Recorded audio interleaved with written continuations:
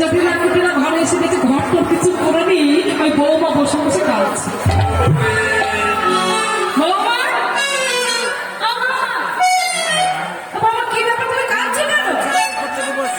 বৌমা কাঁদছো কেন? কি হয়েছে? কি হয়েছে?